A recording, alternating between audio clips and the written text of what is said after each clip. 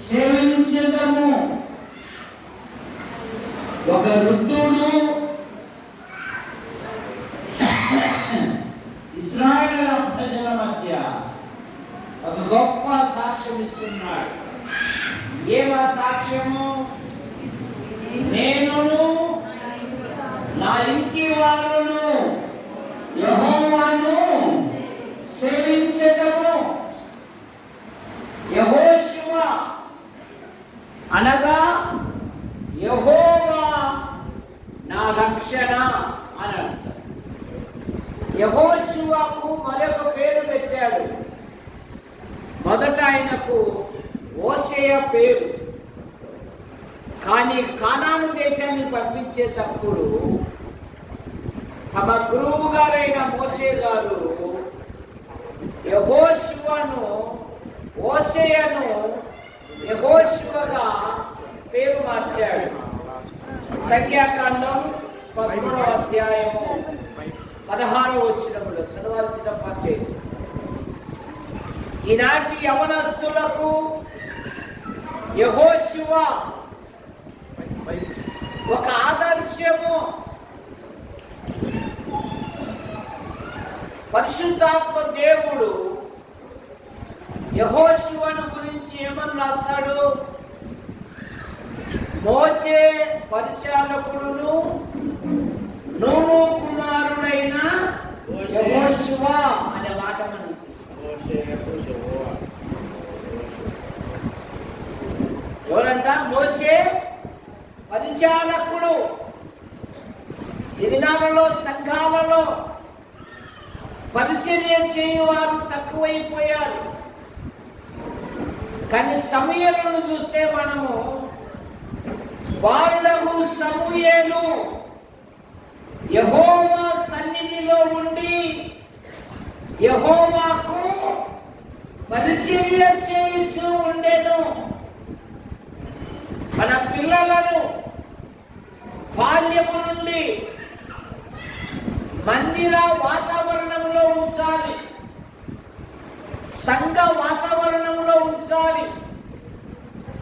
తిమోతిని గురించి ఏం రాస్తాడంటే పౌలు గారు పరిశుద్ధులతో ప్రార్థన చేయు వారితో నీవు వెంటాడుము అనే మాట మనం చూస్తాం.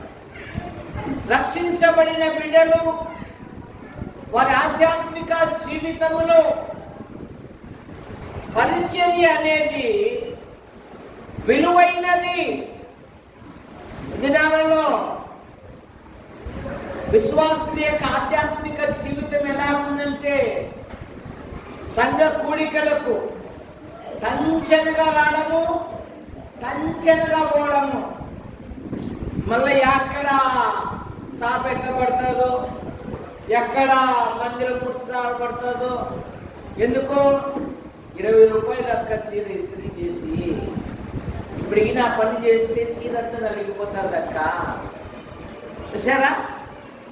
కానీ యేసు ప్రభు వారు కూడా మనుష్య కుమారుడు పరిచారము చేయించుకొనుటకు రాలేదు గాని పరిచర్య చేయుటకును అనేకులకు ప్రతిగా తన ప్రాణము ఇచ్చుటకు వచ్చాడు. పరిచర్య లేదే నాయకులు కాదు. లోకంలో ఉన్న వ్యక్తులు అంటున్నారు నాయకులు కోరుకుంటే రారు, ప్రజలలో నుండి వస్తారంట. చూసారా? ఎక్కడి నుండి వస్తారంట నాయకులు? ప్రజలలో నుండి. ఈ ఆధ్యాత్మిక జీవితంలో పౌలు గారు దెర్బేకును లుస్రాకు వచ్చినప్పుడు తిమోతిని గురించి ఏమని రాయబడిందంటే 2 సంఘాల సహోదరుల మధ్య మంచి పేరు పొందినవాడు. సరే, కారణమేమి? తిమోతి ఇంటిలో విశ్వాసము అనేది 3 తరాలుగా ఉంది. ఎన్ని తరాలు? మొదట అమ్మమ్మ రక్షించబడింది. 2 అమ్మ రక్షించబడింది. 3 అమ్మ గర్భంలో నుంచిన తిమోతి కూడా రక్షించబడ్డాడు. దైవజనునితో, ఓ తిమోతి, ఓ యవనుడా, చివరిలో ఏమనిపించుకుంటాడంటే, దైవజనుడా నీవైతే, దైవజనుడా నీవైతే. మనం అన్వయం చేసుకోవడంలో వాక్యము ఊరిగా చదువుతున్నాం బడి పిల్లల మాదిరి, కానీ ఆ ప్రకారంగా జీవించాలి. వాక్యానుసారంగా నువ్వు జీవిస్తే నీ జీవితంలో దేవుడు గొప్ప కార్యాలు జరిపిస్తాడు. పరిచర్య లేనిదే ప్రతిఫలము రాదు. బాలుడు సమూయేలు యెహోవా సన్నిధిలో ఉండి యెహోవాకు పరిచర్య చేయించు ఉంటే అతని జీవితంలో సౌలు పరివారు సాక్ష్యం ఇస్తున్నారు. ఈ పట్టణములో ఒక దైవజనుడు ఉన్నాడు, అతడు బహు గనుడు, అతను చెప్పు మాటలలో ఏదియూ తప్పిపోలేదు. యోనా యెహోవా సన్నిధిలో నిలువక ఎక్కడ పోయాడు కుమార్? కొండూరు పోయాడా? ఎక్కడ పోయాడు? తర్షీషుకు పోయాడు. ఏమనిపించుకున్నాడు? ఆ ఓడలో ఉన్న వాళ్ళంతా దైవ భయం కలిగి ప్రార్థన చేస్తున్నారు. మన వాడే అక్కలు కూడా నిద్రపోతాడు. ఒక అన్యుడు అంటున్నాడు, నిద్రపోతా, లేచి నీ దేవునికి నీ వృత్తి ఏమి అన్నప్పుడు, నా వృత్తి అయ్యా ఆకాశమునకు భూమికి సృష్టికర్త అయిన యెహోవా సేవకుని అంటున్నాడండి. బడాయి బాగానే ఉంది, జీవితం మాత్రము ఒక అన్యుని చేత అపహాస్య పాలైపోయాడు. ఎందుకు? అతడు యెహోవా సన్నిధిలో నిలువక అనే మాట మనకి దినాలలో పరిచర్య అనేది చాలా విలువైనది. మన పిల్లలకు నేర్పించాలి. దేవుని మందిరములో, మా సంఘములో ప్రతి శనివారము ఆయా కుటుంబాల వారు వచ్చి మందిరాన్ని శుభ్రం చేసిపోతారు. ఆయన భార్య ఉంది కదా, ఏమైంది? ఆయన ఉన్నాడు కదా, ఆయనే కాస్త అట్లా కసువు ఊరిస్తే కొంచెం తగ్గుతాడుగా. సరే, మన ఆధ్యాత్మిక జీవితంలో మాటలు ఎక్కువ, చేతలు తక్కువ. జాగ్రత్త. యెహోషువ పరిచారకుడు, యెహోషువ యుద్ధ వీరుడు.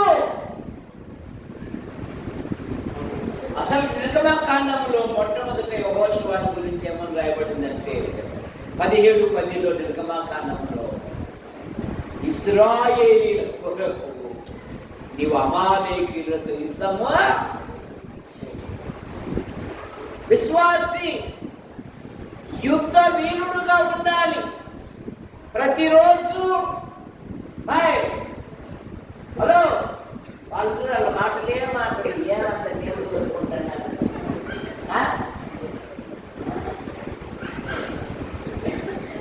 యెహోషువ యుద్ధ వీరుడు. అబ్రహాము పనివాళ్ళు కూడా వారు ప్రార్థించుటలో, వారు పరిచర్య చేయటంలో, వారు యుద్ధము చేయటంలో కూడా యాక్టివ్గా ఉన్నారు. లోతు యొక్క ఆస్తిని లోతును దోచుకుని పోతే తన ఇంటిలో అలవరచబడిన 318 మందితో 5 మంది బందిపోటు రాజులను జయించాడండి. పొరుగు రాజుల సహాయం తీసుకోలేదు. ఎండ సమయంలో తండ్రి అయిన దేవుడు, కుమారుడైన దేవుడు, పరిశుద్ధాత్మైన దేవుడు అబ్రహాము ఇంటికి వచ్చినప్పుడు అబ్రహాము తన పనివారితో, నువ్వు అక్కడ కుమార్తెవు కదా, ఏం చెప్పాడు చెప్పు, ఏం చెప్పాడమ్మా? మందలో ఒక శ్రేష్టమైన పశువును వధించండి అంటున్నాడు పనివారికి. ఇప్పుడు ఎండవేళ, ఏ వేళ పరిచర్య చేయాలంటే ఓ అబ్బా, మన అయ్యగారుల పడాయి అంత ఇంత కాదండి. ఈ ఆధ్యాత్మిక జీవితంలో వారు పరిచయం చేయడం కూడా సిద్ధముగా ఉన్నారు. ఎలియాజరుకు ఒక బాధ్యత చెప్తే ఎలియాజరు మోకాళ్ళుని, ఎలియాజరు మోకాళ్ళతో పాటు పరుగుట్లు కూడా మోకరించాయి కదా. చెప్పు, నువ్వు చెప్పు, ఏ మోకరించాయి? గంటెలు కూడా మోకరిల్లాయండి. ఈ ఆధ్యాత్మిక జీవితంలో దేవునికి విధేయత చూపు, పరిచర్య చేయడం నేర్చుకో. యెహోషువ ఇశ్రాయేలు పక్షముగా యుద్ధము చేశాడంటే విశ్వాసులు ప్రతిరోజు ముగ్గురిని జయించాలి. ఎవరెవరిని చెప్పుకున్నాయి? ఎవరిని జయించాలి? పెద్దయ్య, మారయ్య, చిన్న పుల్లయ్య కదా. ఎవరిని జయించాలి? శరీరాన్ని, లోకాన్ని, అంధకార దురాత్మలకు సమూహమును విశ్వాసి జయించాలి. ఎప్పటికీ సిద్ధముగా ఉండాలి ప్రభు కొరకు. యెహోషువ తన ఆధ్యాత్మిక జీవితంలో గుడారములోనే ఉండి ఎదిగాడంట. నిర్గమాకాండం 33వ అధ్యాయం 11వ వచనం చదవండి. నిర్గమాకాండం. ఈ మొబైల్ ఫోన్లు వచ్చినాక పఠించేది తక్కువైపోయింది. మనుష్యుడు తన స్నేహితునితో మాట్లాడినట్టు యెహోవా మోషేతో ముఖాముఖిగా మాట్లాడుచుండెను.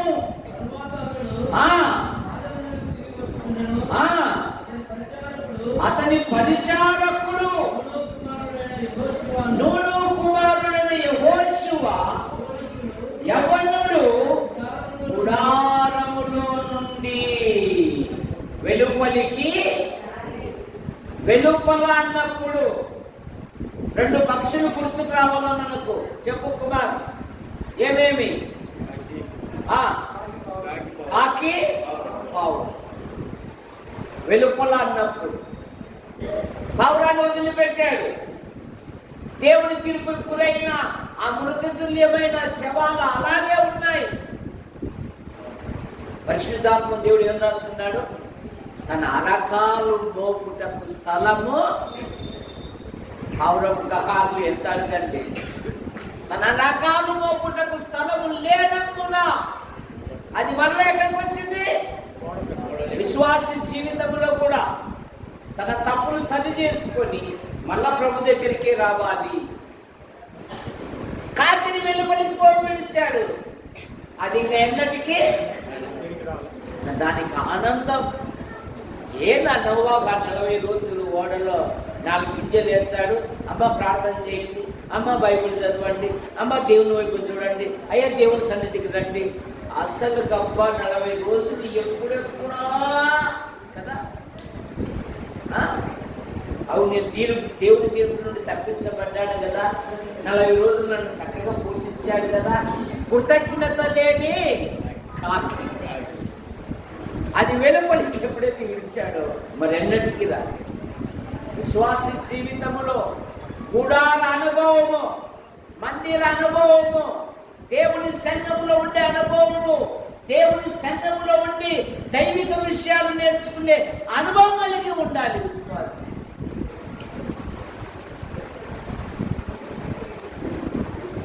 నేను మన సంఘాలలో ఉన్నప్పుడు నాగన్న గారు హైదరాబాదులో, ఆయన మందిరం పైన ఇల్లు కింద అక్కడ ఒక వాచ్మెన్ ఉంటాడు. ఆయన రాత్రంతా వాచ్మెన్ డ్యూటీ చేస్తాడు. పగలు ఉదయాన్నే బయలుదేరి వస్తాడు, 10కి వస్తాడు, 1 గంట వరకు ప్రార్థన చేసిపోతాడు. అంకులేమో దేవదానం రామయ్య అంటాడు. వీడు చూసే కొత్త మాత్రం ఉంటాడు, బైబిల్ ఏమన్నా ముట్టుకొని పోతాడా, నా బాధ నాది. ఎక్కడేం ముట్టుకున్నా రామయ్య ఆయన ప్రార్థన చేసేటోడు, నువ్వు దిగేసేయి అంటాడు. తన డ్యూటీ దాన్ని చేసుకుంటూ సంఘ క్షేమము కొరకు, విశ్వాసి వృద్ధి కొరకు ప్రతి ఒక్కరూ ప్రార్థన చేయాలి. ప్రతి ఒక్కరు ఏం చేయాలి? పేతురు చెరసాలలో ఉంచబడేను, పుల్లయ్య ఒక్కడే ప్రార్థన చేసాను. ఖచ్చితంగా చెప్పు.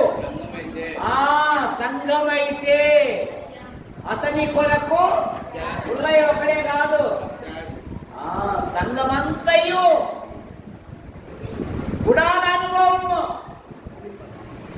దేవుని సంఘములో కుటుంబ పోషణ కొరకు ప్రయాసపడాలి. అదే సమయంలో సంఘ సహవాసములో ఉండాలి. ఎంతమంది ఇతరులను దేవుని సన్నిధికి తీసుకొని వస్తున్నారు? ఎంతమంది ఇతరులకు ప్రభు ప్రేమను గురించి చెప్తున్నారు? ఎంతమంది ఇతరులు దేవుని సంఘానికి ఆహ్వానిస్తున్నారు? అదంతా ఎప్పటి వాళ్ళు చూసుకుంటారన్నా, మనకెందుకున్నా పోవడము రావడం, మన పోవడము. కానీ పేతురు పత్రికలు ఏముంది? పిలిచిన వాణ్ణి ఏం చేయాలి? గుణాతిశయములను ప్రచురం చేయబడిన నిమిత్తము ఏర్పరచబడిన వంశమును, రాజులైన యాజక సమూహమును, దేవుని సొత్తైన ఒకప్పుడు ప్రజగా ఉండగా ఇప్పుడు దేవుని మరి పిలిచిన వాని యొక్క గుణాతిశయాలను 4 మాటలు చెప్పేది రాదు. కానీ అబద్ధాలు చెప్పేకైతే పని కట్టుకొని, ఏం కట్టుకొని? పని మానుకొని, ఏం మానుకొని? ఇప్పుడు ఇంటింటికి తెలియాల్సిన పనులే. చరావాణి, ఏ వాణి? కోనయ్య పులయ్య చరావాణి అంటే ఎవరు? శ్రీదేవి శ్రీవాణి అనుకుంటున్నారేమో. చరావాణి అంటే ఫోన్ మేము లౌడ్ స్పీకర్ పెట్టుంటే వీళ్ళేం చెప్పు ఇంకా ఏ ఆ వీధిలో వెళ్ళిందక్క, ఆడు కూడా వెళ్ళాడక్క. అవసరమా ఇవన్నీ? అవసరమా మనకు? ఈ తంగడించుల్లో చెత్త ఎత్తేయడానికి పంచాయతీ వారు ఉన్నారు, కానీ మన ఇంట్లో చెత్త మనము ఒకవేళ మన ఇల్లు 4 రోజులు ఊడ్చలేదనుకో, మన అభిమానులు వచ్చారనుకో, ఇది ఇల్లా 15 రోజులు అంటే పరకండి నేను ఊడుస్తాను. మనం అట్లా కాదు, మనమంతా తంగడంచె మీద. అవసరమా? నేను రక్షించిన ప్రభుని గురించి 4 మాటలు చెప్పలేవే. అదే ఫోన్లో సొల్లుకోకులు చెప్పుకుంటా గంటలు తరబడి ఫ్రీడేటా కదా, ఎంతసేపు అయినా మాట్లాడుకుంటున్నాడు అనిల్ అంబానీ. డబ్బు కడితే చాలు. వ్యక్తమైన వాదనను ఉపయోగించుకోండి, దేవుని కొరకు ఉపయోగించు. నీ సమయము, నీ ఆరోగ్యము నీ జేబులో కాసులు ఉండగానే, నేను ఎప్పుడు చెప్తూ ఉంటా, నీ జేబులో కాసులు ఉండగానే, నీ ఒంటిలో ఆరోగ్యం ఉండగానే దేవుడికి సమయం ఇచ్చినప్పుడు కొందరిని ప్రభు యొక్కకు నడిపి. ఎస్తేరు 127 దేశాలకు మహారాణి, కానీ తన ప్రజల కొరకు కన్నీళ్లు గార్చి, నేను నశించదను కానీ యూదులను రక్షించుట నా ధ్యేయం. నెహమ్యా అత్యున్నతమైన పదవిలో ఉన్నాడు. దేవుని దేవాలయం తగలబడినప్పుడు, తన తోటి వారు శ్రమలో ఉన్నప్పుడు, నేను కొన్ని దినములు ఉపవాసం ఉండి ఆకాశమందలి దేవుని ఎదుట విజ్ఞాపనము, దేవా మా సంఘాన్ని ఆశీర్వదించు. మా సంఘాన్ని కూర్చున్న వారితో 4 మాటలు కూడా మాట్లాడవద్దా? ప్రార్థన అయిపోతానే ఎక్కడన్నా అని. అసలు అక్క వందనాలు, అక్క బాగున్నారా, ఏ ఊరు మీది, ఈరోజు కొత్తగా చూశాను, రండి అక్క, మీ సమస్యలు ఏమన్నా పోతాయి. అయ్యా రాయా యవనస్తుడా, ప్రతి ఆదివారం రా. అది మంది కాదు, తీర్పు వారు చెప్పాలి. మనం మాట్లాడితే పనులు ఆడరాలిపోతాయో అని ఆమెనంటే అదే ఒకటి పరుగో కదా, కనీసం సేకర్లు కూడా ఇయ్యారు. బైబిల్ ఏం చెప్తుంది? పరిస్థితులు ఒకరినొకరు వందనాలు చెప్పుకోండి అంటుంది. ప్రేమ కలిగి ఒకరినొకరు ఉండండి అంటుంది. ఒకరికంటే ఒకడు ఘనముగా ఎంచుకొనుడి అంటుంది. ఎక్కడుంటున్నాం మన ఆధ్యాత్మిక జీవితంలో? యెహోషువ నశించక బ్రతికాడు. సంఖ్యాకాండం 14వ అధ్యాయంలో వేగులు వారిని పంపారు. అప్పుడే 2 గుంపులైనాయి. ఎన్ని గుంపులైనాయి? ఎన్ని గుంపులైనాయి పుల్లయ్యా? ఎన్ని గుంపులైనాయి? 2. ఎంతమంది సంఖ్య? ఎంతమంది ఒక గుంపు, ఎంతమంది ఒక గుంపు? 6 7 ఖచ్చితంగా చెప్పు. 10 మంది ఒక గుంపు అయినారు, 2 ఒక గుంపు అయినారు. మనం ఎక్కడికి వెళ్తాం రా? వెంకటేశ్వర గారు నిలబడ్డాడు అనుకో, ఆయన ప్యాంటు సైజు కూడా నేను ఉండలేను కదా, ఆయన ప్యాంటు సైజు కూడా ఉండలేదు. వాళ్ళు కూడా అంటున్నారు, రే అక్కడ అనాకీలు చూశాను రా, వాళ్ళ దగ్గర నిలబడితే విడతల్లాగా కనపడ్డాను రా, మనం ఎక్కడికి పోతాము రా, మనం పోయినామనుకో పచ్చి అని చెడ్డ సమాచారం చెప్పి మనుషుల హృదయాలు కరిగింపజేశారు. కానీ కాలేబు యెహోషువ అన్నాడు, మనం వెళ్దాము, ఆ దేశం మిక్కిలి మంచి దేశము, ఆ దేశం జయించడం మనకు శక్తి చాలును. దేవుడు మన యందు ఆనందించిన ఎడల అది మనకు. సంఖ్యాకాండ 14వ అధ్యాయం 37వ వచనం, 14:37 సంఖ్యాకాండం.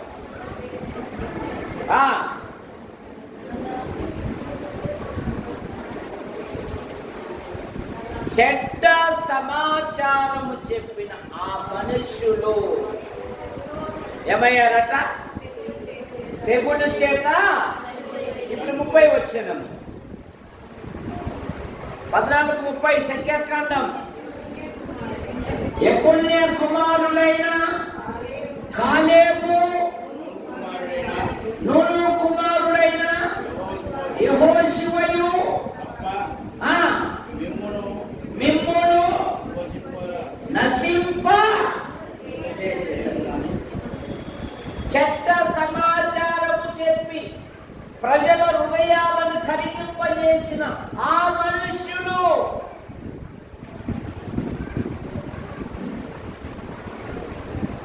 అనంతపురం జిల్లాలో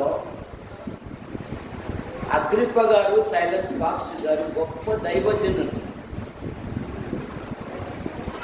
అగ్రిప్ప గారి కుటుంబంలో ఆ రోజు పొయ్యిలో నిప్పులు కాలుతున్నాయంటే వారికి ఆహారం ఉండేది, లేకుంటే ఆహారం లేదు. వాళ్ళు ఒక ఉద్యోగానికి ఉన్నాడంట.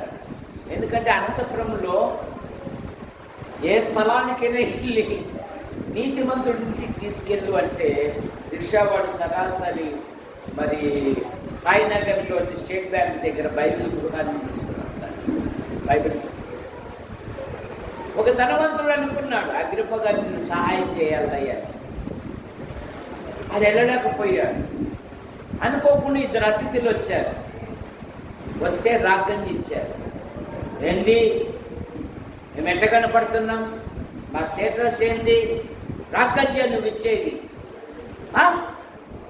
అని వాళ్ళు పోయి 4 ఇళ్ళకి చెప్పారు. ఈ ఉద్యోగస్తుడు సాయం చేయాలనుకున్నాడు కదా, అయ్యోయ్యో అని చెప్పేసి అప్పుడప్పుడు సరుకులు తీసుకుని పోయినాడు. తీసుకుని పోయి, అయ్యగారు నీకు ఇవ్వాలనుకున్నాను, రాలేకపోయాను, ఇదిగో పలానోళ్ళు వచ్చే వారికి ఏదో మీరు రాగంజి ఇచ్చారంట, ఆ 4 ఇళ్ళు చెప్పారంటే ఆ భక్తులు ఏమన్నాడు తెలుసా, వాడు ఉన్న 4 ఇళ్ళ కన్నా చెప్పమన్నమ్మా, ఇలాగ మాకు వస్తాయి కదా అన్నారంట. వాళ్ళ శ్రమలలో కూడా వారు దేవుని కనపరిచారండి, వారు ప్రభుని మహిమపరిచారు. సనుగుల మధ్య ఉన్నారు కాలేబు, యెహోషువ. కానీ ఆ సనుగులు వారు అంటించుకోలేదు. 10 మార్లు సరిగారు. వారు ఐగుప్తుల నుండి వచ్చారు, కానీ వారి హృదయం ఐగుప్తుల నుండి సమస్యలు వచ్చినప్పుడల్లా ఏమన్నారు? హలో, అరుణ్ కుమార్ భార్య కదా, ఏమన్నారు చెప్పు? సమస్యలు వచ్చినప్పుడల్లా ఏమన్నారు? మేము ఐగుప్తులకు మేము వెళ్ళిపోతాం, మాకు అక్కడ కీకరకాయలు దోసకాయలు రోజు మరొక కాంత కొట్టేది గుర్తుకు రాలేదంటే వాళ్ళకు. మాకు కీకరకాయలు దోసకాయలు గుర్తుకొస్తున్నాయి అంట. కానీ మోషే స్థిరబుద్ధి గలవాడై ఐగుప్తుని విడిచి ఆ సనుగుల మధ్య ఉన్నారు, కానీ ఆ సనుగులు కాలేబు యెహోషువ అంటించుకోలేదు. యెహోషువ తన సైన్యాన్ని కూడా ధైర్యపరుస్తున్నాడు. యెహోషువ గ్రంథం 10వ అధ్యాయము 25వ వచనం. యెహోషువ గ్రంథం 10:25. అప్పుడు యెహోషువ వారితో, మీరు భయపడకుడి, జడియకుడి, దృఢత్వం వహించి ధైర్యముగా ఉండుడి. మీరు ఎవరి మీద యుద్ధం చేయుదురో ఆ శత్రువులందరికీ మీరు భయపడవద్దు, ధైర్యం వహించు. ఈ దేశంలో కుళ్ళిపోయిన ఉల్లిగడ్డలు మీ ఇంటికి వచ్చాయి, మీ ఇంటి ముంగటికి వచ్చాయి.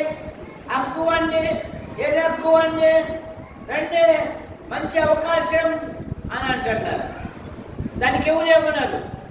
కానీ వీధిలో నిలబడి రండి రండి, నీ పర్మిషన్ ఉందా ఏమంటున్నారు? కానీ దేవుని మహాకృపను బట్టి పోయి నెలలో ఆకుల గారి ఆధ్వర్యం ద్వారా 2 దినాలు మారుమూల గ్రామాలలో సువార్త జరగడం జరిగింది. సువార్త ప్రకటించారు. ఈ ఆధ్యాత్మిక జీవితంలో ప్రభు యొద్దకు వెళ్ళే లోపల వాళ్ళ నమ్మకమైన దాసుడా, వాళ్ళ నమ్మకమైన దాసురాలు అనిపించుకోవాలంటే ఏం చేయాలి? దేవుని పనిలో పాలు పొందాలి, దేవుని సేవలో పాలు పొందాలి, సంఘ వృద్ధి కొరకు నీ పాత్ర ఉండాలి. యెహోషువ మీరు ధైర్యం వహించుడి. 10వ అధ్యాయం 45వ వచనంలో ఏముందంటే, ఇశ్రాయేలు దేవుడైన యెహోషువ, ఇశ్రాయేలు దేవుడైన యెహోవా ఇశ్రాయేలు పక్షులను యుద్ధం చేయించినక యెహోషువ ఆ సమస్త రాజులను వారి దేశములను ఒక దెబ్బతోనే పట్టుకుని యుద్ధ వీరుడు. దేవుడు వాగ్దానం ఇచ్చాడు, నేను మోషేకు తోడై ఉండునట్లు నీకును తోడై ఉండేదను, నీ అడుగు పెట్టు ప్రతి స్థలము నీదగును, నీ ఎదుట ఏ మనుషుడు నిలవచాలడు. మోషేకు లేని భాగ్యము పరిచారకుడికి ఇచ్చాడని ఇశ్రాయేలులకు స్వాస్థ్యము పంచిపెట్టడమే కాదు, ఇంకా మిగిలి ఉన్నది మీరు యుద్ధం చేయండి అని ప్రోత్సహిస్తున్నాడండి యెహోషువ. 13వ అధ్యాయం 1వ వచనంలో యెహోషువ గ్రంథం ఆఖరి మాట చెప్పేసి నేను అవకాశం ఇచ్చాను. 13వ అధ్యాయం 1వ వచనం, యెహోషువ బహు వృద్ధుడై కాగా ఇలాగు సెలవిచ్చాను, వృద్ధుడము స్వాధీనపరచుకొనుటకు అతి విస్తారమైన దేశము ఉంది. మనకు ప్రయాసపడతాం ప్రభు కొరకు, స్వాధీనపరచుకోవడానికి ఎంతో స్థలం ఉంది. దినాలలో ప్రయాసపడడం లేదు. మన బ్రీడ్ వెంకటేశ్వరరావు ఖైదీల మధ్య, కరుడు గట్టిన హంతకుల మధ్య ఆయన దేవుని పని కొనసాగిస్తున్నాడు, నన్ను వృత్తి చేసుకుంటున్నాను. అదే సమయంలో దేవుని పనిలో కొనసాగి దేవుడు నీకు ఇచ్చిన ప్రతి సమయాన్ని దేవుడు ఉపయోగించు. మందసం ఒబేదేని ఇంటిలో ఉండగా అతని ఇంటి వారిని యెహోవా ఇప్పుడు చివర్లో అంటున్నాడు, ఇశ్రాయేలు మీరందరూ మీ స్వాస్థ్యంలో ఉన్నారు. ఇప్పుడు స్వేచ్ఛ పనులు, ఎందుకంటే యెహోషువ ఉన్నంత వరకు ఏ శత్రువు కూడా తల ఎత్తలేదని నెమ్మదిగా ఉంచాడు. ఇప్పుడు అంటున్న వృద్ధాప్యములో మీరు ఎవరిని సేవింప కోరుకుందురో చాయిస్ మీదే, కానీ నేనును నా ఇంటి వారును యెహోవాను.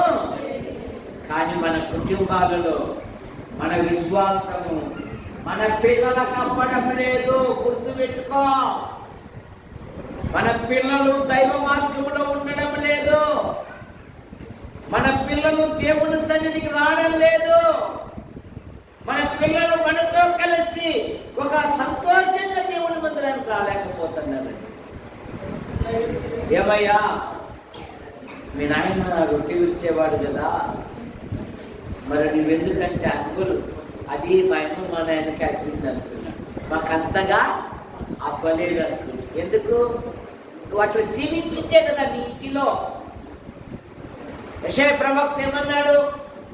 నేనును యెహోవా నాకిచ్చిన పిల్లలు సియోను కొండ మీదన యెహోవాకు ఇశ్రాయేలుల మధ్య సాక్షులుగా మహత్కార్యాలుగా మేము ఇశ్రాయేలుల మధ్య ఉన్నాము.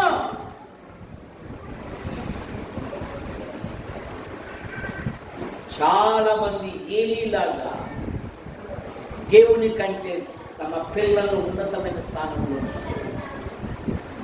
ఏలీతో అన్నాడు కదా, నాకంటే నీవు నీ కుమారుని గొప్ప.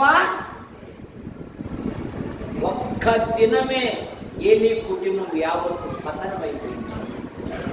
జాగ్రత్త. దినాలలో మన భక్తి జీవితం మన గృహాలలో ఉండడం లేదు, మన పిల్లలు రావడం లేదు. బయట మందిరాలు పోవడానికి ఇష్టపడుతున్నారే కానీ మోకరించి ప్రార్థించి ప్రయాసపడి ప్రతి శనివారం జ్ఞాపకం చేసి ప్రార్థనలో పోరాడిన ఆ సహవాసాన్ని రాలేకపోతున్నారు.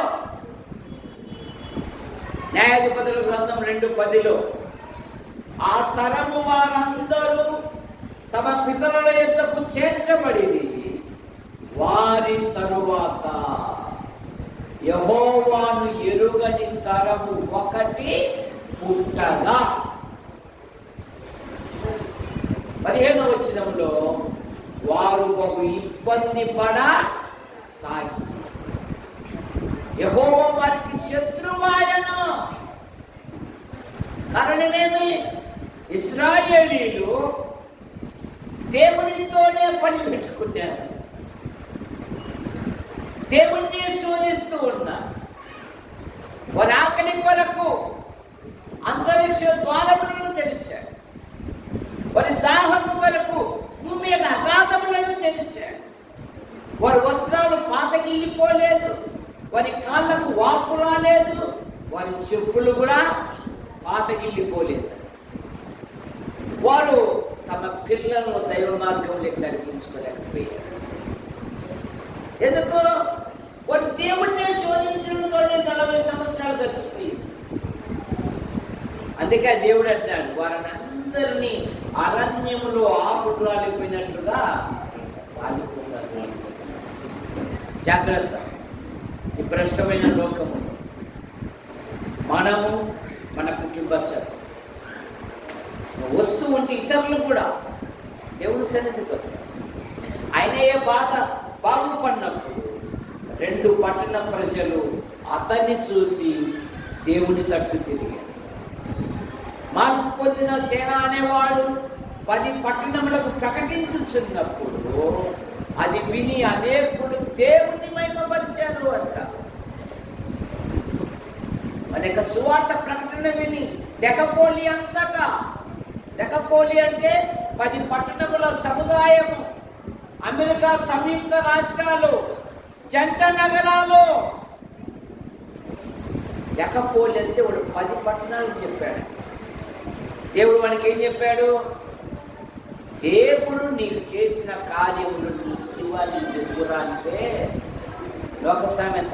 దేవదానం గారు వీడు పొయ్యిలో వేస్తే పొంతలోకి వెళ్తాడంటే, పొంతలో వేస్తే పొయ్యిలో వాడు 10 పట్టణాలకు చెప్పాడు. మరి మనము మన సమయం ఎక్కడ కేటాయిస్తున్నాం? కనుక యెహోషువ వృద్ధాప్యములో గొప్ప నిర్ణయం, నేను నా యెషయా ఒక గొప్ప సాక్ష్యం. దావీదు కోరుకున్నాడు కదా, దయచేసి నా కుటుంబము నిత్యము నీ సన్నిధిలో ఉంటున్నట్లు. దాన్ని ఎంతమంది పిల్లల కొరకు ప్రార్థన చేస్తున్నారు? ఎంతమంది పిల్లల దగ్గర కూర్చొని మీ జీవితాలలో దేవుడు చేసిన అద్భుత కార్యాలను ఎప్పుడైనా వివరించి చెప్పారా? అయినా ప్రభు నమ్మకం నా స్థితి బాగలేదు, ప్రభుని నమ్మిన తర్వాత వివరించినాయి. మేము మా పిల్లలకు చెప్తాం, మేము తెనాలి నుండి వచ్చేటప్పుడు మా వెంట బైబిల్ ఉంది, కానీ సంపద అయితే లేదు అని చెప్పేసి. ఇవన్నీ దేవుడే కనుకనైనా దేవుని వైపు చూడు, అమ్మను ప్రభు వైపు చూడు. వారు కూడా ప్రభులో పాల్గొంటున్నారు. దేవుని సత్యం అందరికీ వందనాలు.